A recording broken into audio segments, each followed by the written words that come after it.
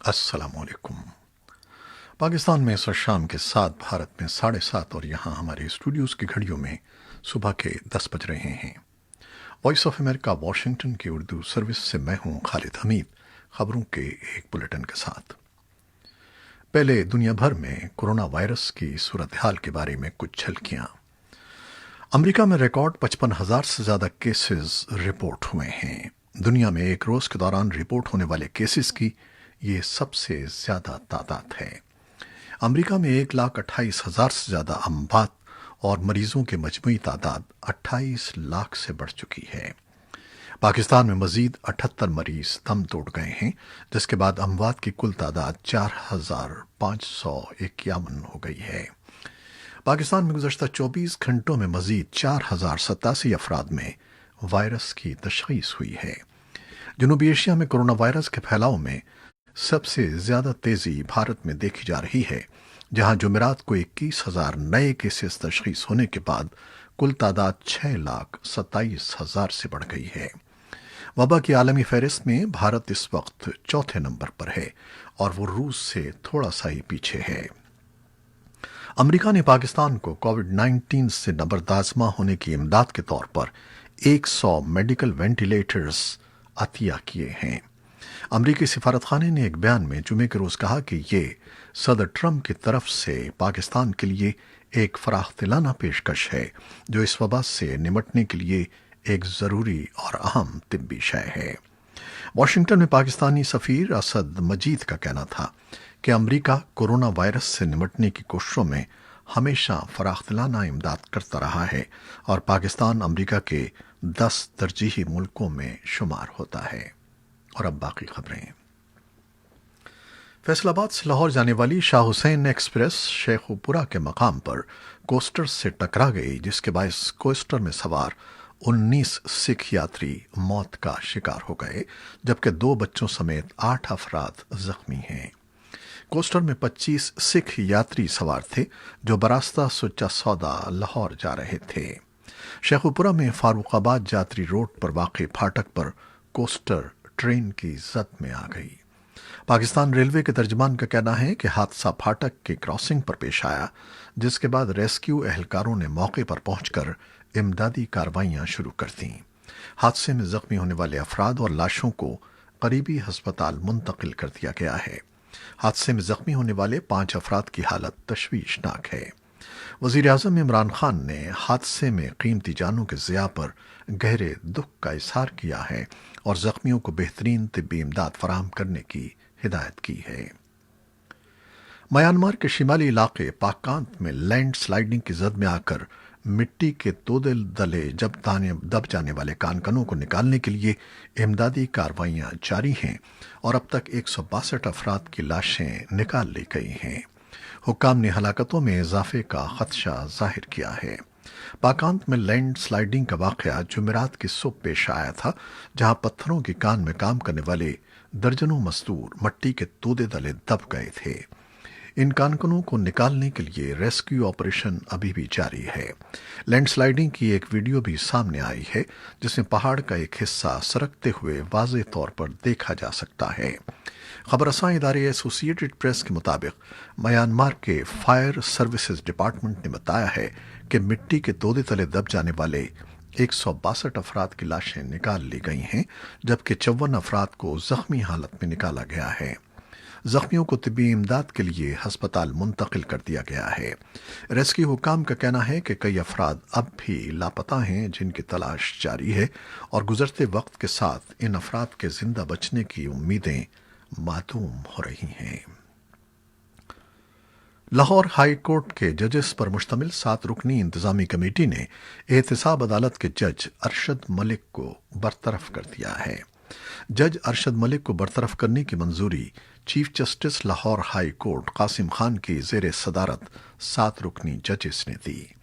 अरशद मलिक ने दिसंबर सन 2018 में अल Aziziyah case में साबिक वज़ीर आज़म नवाज शरीफ को 7 साल कैद की सज़ा सुनाई थी। गुज़श्ता साल जुलाई में मुस्लिम लीग नून की नायब सदर मरियम नवाज ने एक प्रेस कॉन्फ्रेंस में जज अरशद मलिक की एक वीडियो जारी की थी, जिसमें मुबैना तौर पर वो ये कह रहे हैं کہ نواز شریف کے خلاف فیصلے کے لیے ان پر دباؤ تھا۔ مسلم لیگ نون کے صدر شہباز شریف کا اپنے ایک بیان میں کہنا تھا کہ ثابت ہو گیا ہے کہ جج نے انصاف پر مبنی فیصلہ نہیں دیا تھا اور 3 بار کے منتخب وزیر اعظم کو ناحق سزا دی گئی۔ ان کا کہنا تھا کہ سچائی سامنے آنے پر انصاف کا تقاضا ہے کہ محمد نواز شریف کے خلاف سزا کو ختم کیا جائے۔ مریم نواز نے گزشتہ سال اپنی پریس کانفرنس میں کہا تھا کہ جج کے اعتراف کے بعد نواز شریف کو سنایا گیا فیصلہ بھی ختم ہو جاتا ہے، لہٰذا انہیں فوری طور پر ان الزامات سے بری کر کے رہا کیا جانا چاہیے۔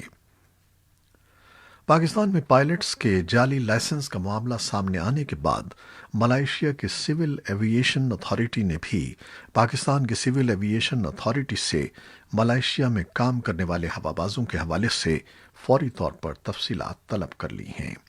ملائیشیا کے خبر رساں ادارے دی اسٹار کے مطابق ملائیشیا نے پاکستان کے پائلٹس پر عارضی طور پر ہوابازی پر پابندی عائد کر دی ہے۔ رپورٹس کے مطابق پاکستانی ہوابازوں پر یہ پابندی اس وقت تک برقرار رہے گی جب تک ان کے لائسنس کی تصدیق نہیں ہو جاتی۔ دوسری جانب متحدہ عرب امارات میں بھی کام کرنے والے پاکستانی پائلٹس کی اسناد کی تصدیق کی کارروائی شروع کر دی گئی ہے۔ خبر رساں ادارے رائٹرز کے مطابق یو اے ای کی جنرل ایوییشن اتھارٹی نے پاکستان کو خط ارسال کیا ہے جس میں یو اے ای میں کام کرنے والے پاکستانی پائلٹس کی تفصیلات طلب کی گئی ہیں۔ یو اے ای کی سول ایوییشن اتھارٹی کے خط میں پائلٹس کے ساتھ ساتھ جہازوں کے انجینئرز اور فلائٹ آپریشن میں کام کرنے والے دیگر پاکستانی عملے کی بھی تفصیلات سے آگاہ کرنے کے لیے کہا گیا ہے۔ رائٹرز کے مطابق پاکستان کے 107 پائلٹس دیگر ممالک میں خدمات انجام دے رہے ہیں۔ پاکستان کے دارالحکومت اسلام آباد میں گزشتہ ماہ پہلی مرتبہ شری کرشنا مندر کا سنگ بنیاد رکھا گیا۔ اس عمل سے جہاں ایک جانب ہندو کمیونٹی میں خوشی کی لہر دوڑ گئی ہے تو دوسری جانب مذہبی تنظیموں کی جانب سے شدید مخالفت کی وجہ سے ہندو برادری مایوسی کا شکار بھی ہوئی ہے۔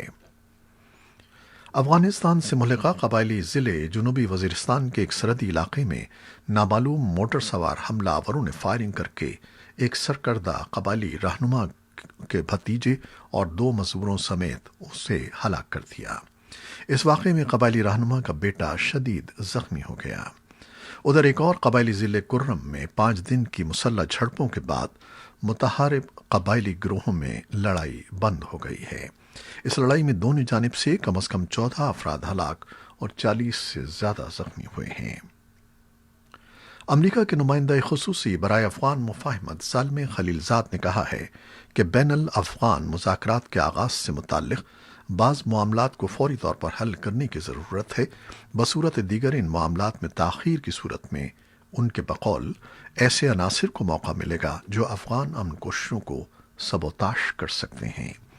خلیلزاد نے یہ بات افغان صدر اشرف غنی اور افغانستان کی اعلیٰ کونسل برائے قومی مفاہمت کے سربراہ عبداللہ سے ویڈیو کانفرنس کے دوران کہی۔ ادھر افغان صدر اشرف غنی نے افغانستان کے قومی ٹیلی ویژن چینل پر گفتگو کرتے ہوئے کہا ہے کہ طالبان قیدیوں کی رہائی کا حتمی فیصلہ آئندہ ہفتے تک ہو جائے گا۔ انہوں نے اس امید کا بھی اظہار کیا کہ اگلے ہفتے امن عمل سے متعلق گفت و شنید کا آغاز ہو جائے گا جس میں 18 علاقائی اور بین الاقوامی ملک شرکت کریں گے۔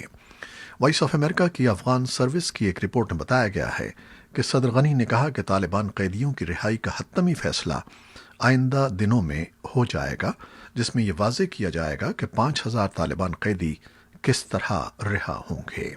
صدر غنی نے کہا کہ انہوں نے تمام متعلقہ تنظیموں کو کہا ہے کہ وہ طالبان قیدیوں کی فہرست کو آخری شکل دیں جن پر افغان حکومت اور طالبان رضامند ہو سکیں۔ انہوں نے کہا کہ قیدیوں کی رہائی دراصل قیدیوں کا تبادلہ ہے اور افغان حکومت کو پتہ ہونا چاہیے کہ افغان سیکیورٹی فورسز کے قیدیوں کو کب اور کہاں رہائی ملے گی اور یہ یک طرفہ عمل نہیں ہوگا۔ افغان صدر نے اس بات کی بھی تصدیق کی کہ پہلا بین الافغان مکالمہ دوحہ میں ہوگا، لیکن انہوں نے مزید کہا کہ کئی ممالک جن میں ازبکستان، انڈونیشیا، چین، جرمنی، ناروے اور جاپان شامل ہیں بین الافغان بات چیت کا اجلاس منعقد کرنے پر تیار ہیں۔ ادھر بدھ کو جاری ہونے والے پینٹاگون کی حالیہ رپورٹ کے حوالے سے وائس آف امریکہ کی ڈیوا سروس نے بتایا ہے کہ امریکہ کے ساتھ معاہدے کی خلاف ورزی کرتے ہوئے طالبان نے القاعدہ کے ساتھ روابط جاری رکھے ہوئے ہیں۔ پینٹاگون کی رپورٹ میں کہا گیا ہے کہ حالانکہ امن عمل کے سلسلے میں حالیہ پیش رفت دیکھنے میں آئی ہے، لیکن بر صغیر ہند کی القاعدہ افغانستان میں طالبان کے ساتھ قریبی روابط برقرار رکھے ہوئے ہے، جس کا مقصد تربیت کی فراہمی ہے۔ دوسری طرف طالبان ترجمان ذبیح اللہ مجاہد نے پینٹاگون کی رپورٹ کو بے بنیاد اور پروپیگنڈا قرار دے کر اس کی شدید مذمت کی ہے۔ سوشل میڈیا پر جاری ایک بیان کے مطابق ذبیح اللہ مجاہد کا کہنا تھا کہ طالبان اپنی پالیسی کے تحت دوسرے ممالک کے اندرونی معاملات میں مداخلت نہیں کرتے، اس لیے طالبان افغانستان کی سرحدوں سے باہر کام کرنے والے کسی بھی گروہ کی حمایت نہیں کرنا چاہتے، چاہے یہ ملک بھارت ہو یا کوئی اور۔ امریکہ میں انٹیلیجنس حکام نے جمعرات کو کانگریس کے اہم ارکان کو اس بارے میں بریفنگ دی تھی کہ انہیں افغانستان میں امریکی اور اتحادی فوجیوں پر حملے کے لیے عسکریت پسندوں کو روس کی مبینہ پیشکش کے بارے میں کیا معلوم ہے اور کیا نہیں معلوم۔ دوسری جانب نیو یارک ٹائمز نے افغان حکام کے حوالے سے انکشاف کیا ہے کہ روسی خفیہ ایجنسی نے افغان عسکریت پسندوں کو امریکی یا اتحادی فوجی کو قتل کرنے کے بدلے میں $1,00,000 تک کی پیشکش کی تھی۔ اس معاملے میں ایک افغان اسمگلر مڈل مین کا کردار ادا کر رہا تھا۔ واشنگٹن ڈی سی میں جمعرات کو سی آئی اے کی ڈائریکٹر جینا ہیسپل اور نیشنل سیکیورٹی ایجنسی کے ڈائریکٹر پال نکولسن نے کانگریس کے 8 اہم ارکان سے ملاقات کی۔ یہ پہلا موقع تھا کہ قانون سازوں کو انٹیلیجنس حکام سے براہ راست مبینہ روسی منصوبے کے بارے میں سننے کا موقع ملا۔ بھارت کے وزیر اعظم نریندر مودی نے چین کا نام لیے بغیر اسے متنبہ کیا ہے کہ اگر اس نے لداخ کے کسی بھی حصے پر قبضہ جمانے کی کوشش کی تو ان کے ملک کی مسلح افواج اپنی پوری قوت کا استعمال کرتے ہوئے اسے ناکام بنا دیں گی۔ جمعے کو لداخ کے اچانک اور غیر متوقع دورے میں ایک سرحدی مقام پر بھارتی فوج کے جوانوں اور افسران سے اپنے خطاب میں مودی نے کہا کہ توسیع پسندی کا زمانہ گزر چکا ہے اور یہ ترقی کا دور ہے۔ بھارت کے وزیر اعظم کو گزشتہ ماہ لداخ کی وادی گلوان میں چین کے ساتھ ہونے والی جھڑپ میں 20 بھارتی فوجیوں کی ہلاکت کے بعد اندرون ملک تنقید کا سامنا ہے۔ گزشتہ ہفتے ایک بیان میں بھارتی فوج نے لداخ میں چینی افواج کو بھرپور جواب دیا تھا۔ ترکی کی اعلیٰ ترین عدالت نے تاریخی یادگار آیا صوفیہ کو مسجد میں تبدیل کیے جانے سے متعلق فیصلہ 15 دن کے لیے مؤخر کر دیا ہے۔ ترکی کی کونسل آف اسٹیٹ نے کہا ہے کہ عدالت 1500 سال پرانے تاریخی مقام آیا صوفیہ میوزیم کو مسجد میں تبدیل کرنے سے متعلق فیصلہ 15 دن کے بعد سنائے گی۔ امریکہ میں کل 4 جولائی کو یوم آزادی منایا جا رہا ہے اور اس کی تقریبات کے حوالے سے صدر ڈونلڈ ٹرمپ آج ساؤتھ ڈیکوٹا کے مقام ماؤنٹ رشمور میں ایک ریلی سے خطاب کر رہے ہیں، جس میں ہزاروں افراد کی شرکت متوقع ہے۔ اگرچہ امریکہ کورونا وائرس کے کیسز اور اموات کے اعتبار سے دنیا بھر میں سر فہرست ہے، مقامی حکام کا کہنا ہے کہ اس ریلی میں سماجی فاصلہ برقرار رکھنے یا ماسک پہننے کی کوئی پابندی نہیں ہے۔ تاہم ریلی کے دوران جو لوگ ماسک پہننا چاہیں ان کے لیے ماسک مفت فراہم کیے جائیں گے۔ یہ تھیں وہ خبریں جو فیس بک لائیو پر ہم نے آپ کے لیے پیش کی۔ ہماری ویب سائٹ اور یوٹیوب پر یہ بلیٹن پوسٹ کر دیا جاتا ہے تاکہ آپ اسے بعد میں بھی دیکھ سکیں۔ خالد حمید کو اب اجازت دیجیے گا۔ اللہ حافظ۔